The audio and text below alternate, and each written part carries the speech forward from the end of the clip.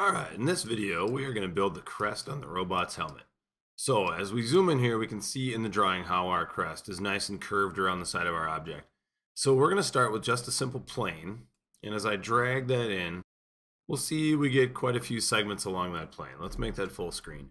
So now, I can actually convert this to an editable poly, or I can apply an editable poly modifier to it. It's similar in nature, but the edit poly modifier basically adds to the file size, where generally speaking, if I don't need to use it as a modifier, I shouldn't bother. So I'm just going to right click now and actually convert to editable poly. So you can see it gets rid of the modifier, and now it's just an editable poly. It's not a plane with an edit poly modifier on it. So now we're going to take a look at using things like soft selection. So as I turn on soft selection, you can see based on this fall off, how far the soft selection extends through my object. So we're going to look at rotating and moving to get these vertices into position. Now as I adjust my fall off, I'll affect less and less of the object, or more of the object, depending on where I go with that fall off. So as you just move stuff around here, we're going to kind of adjust until we rough this in where we want it. So we're not worried about perfect. There's a lot of things that we're going to keep doing to fine tune where these things are. So I want to generally continue to adjust my fall off so I'm affecting the object the way I want.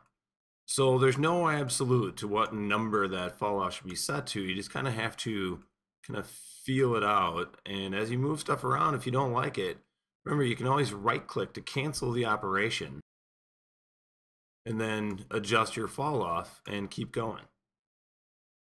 So as we get this roughed in here, that looks pretty good. Now we need to build some thickness to this object. So we're going to take a look. We go to our front view here. We're going to grab this. We're going to move the whole thing over. All right, I didn't get the whole thing there. So I'm just going to leave the edit poly sub-object level. Just going to grab that object and drag it over to the side. So now we can go back to the sub-object level. I'm going to grab edge. And there I can see I've got soft selection still turned on. So we're going to turn that off. We're going to grab all of the edges along the top edge there. Then I'm just going to shift drag them to the side.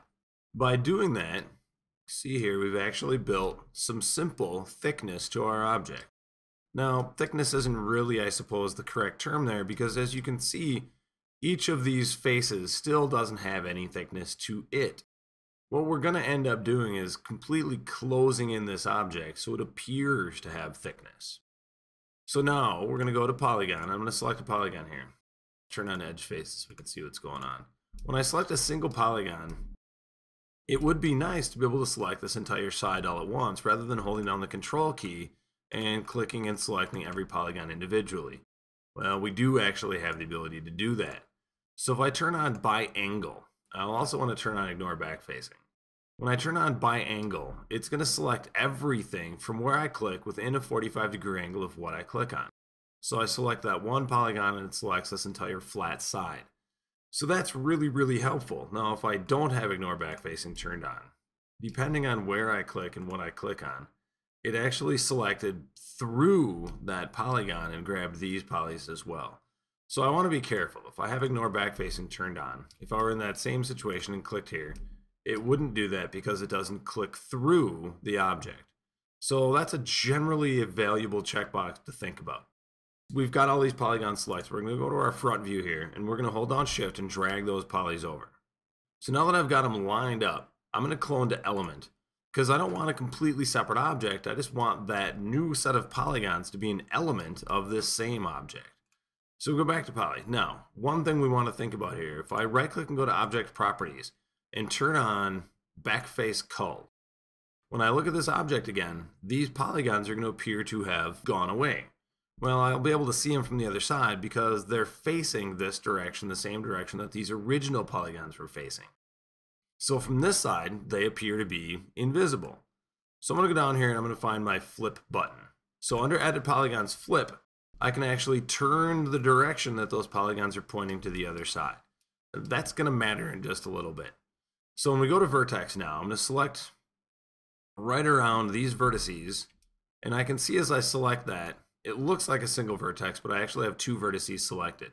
So all the new polygons that we copied over here are not connected to the original set of faces.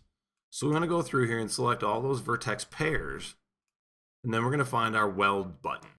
Now I can just click on weld and see what happens, and it should actually weld them together. I have half the number of vertices. Let's undo that, and we're going to use the weld dialog box. The dialog box is going to allow me to have a radius or a threshold for how far it's going to try to weld things together.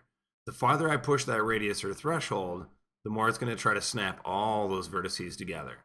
So for now, we really don't need that. We can use a real low weld threshold because these vertices are just about on top of each other. So we'll OK that. And now we're going to look at another method for joining those sides together. So let's isolate this object so we can see those bottom polygons. So now in isolation mode, you can see that we don't have any faces underneath our object here. So I'm going to go to the edge subobject mode, and I'm going to select all of the edges along these 2 open sides. And we're going to use our bridge tool to connect those. So as soon as I click on bridge, you see I've joined those polys together. Now I deselected, so we don't want to deselect before we OK that. So now that I've got that done, I can go to border, and if I select the border here, I select all the edges around an opening in my mesh. I can simply just click on cap, but for an object like this, it's generally not the best way to do it. As I move around, you can just barely see that within the shading there's not really a clean set of polygons. So what we're going to do, we're going to undo that, and we're going to actually bridge that as well. So I'm going to deselect, holding down the Alt key. Under edge, I'm going to hold down the Alt key and deselect the top and bottom edges there. So now that I've got just those sides selected, when I hit bridge, it's going to actually create that bridge using the edges that are there. So it's going to create new edges in between. It's going to give me a much cleaner set of polygons there. So let's do the same thing down here. We're going to start with border, select all the way around, switch to edge, deselect the top and bottom, and then bridge.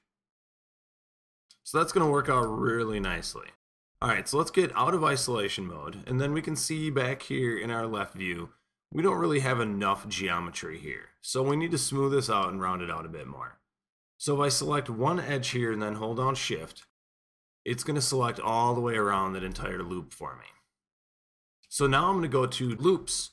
I want to use Flow Connect. So when I hit Flow Connect, it's actually going to look at the angle of the geometry on both sides of where I'm connecting. So it's going to work real well in the interior of my object. So loops, Flow Connect. And then I can still make adjustments to that. But out here on the ends, Flow Connect is not going to work for me because what's going to happen is it's going to take into consideration the angle change between the set of front faces and the set of side faces, and it's going to bulge out on me. So we really don't want that. We're going to need to use just our regular Connect tool. So by hitting Connect, we now have a new set of edges and vertices to work with to be able to make adjustments and move things around. So Flow Connect can actually be a really valuable tool, but it's not perfect in every situation.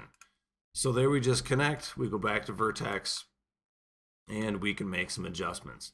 Now I'm going to go back to soft selection here, and we're going to go with a lower fall off.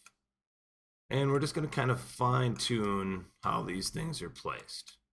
So as we move this around, we'll want to make sure that we're actually getting everything to kind of penetrate through and stick into the object.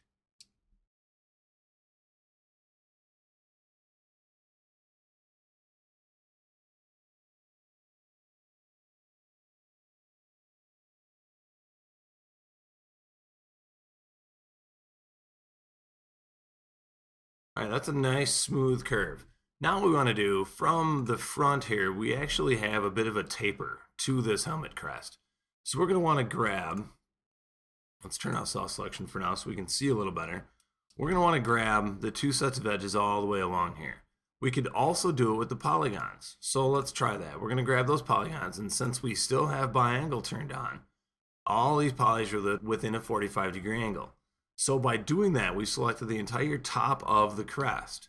Now if I turn on soft selection, I can see that I have a nice kind of rainbow that's pushing down. Let's adjust that a little bit because I don't really want to affect the very bottom. So now when we go to our front view here, and I right click to scale, we're going to scale just on the horizontal axis to widen that top edge out a bit. Now as we look around here and see, we actually have that helmet crest is got a nice taper to it. So it's nice and wide at the top, a little bit more narrow at the bottom. So that works out pretty well. All right, so there's our helmet crest.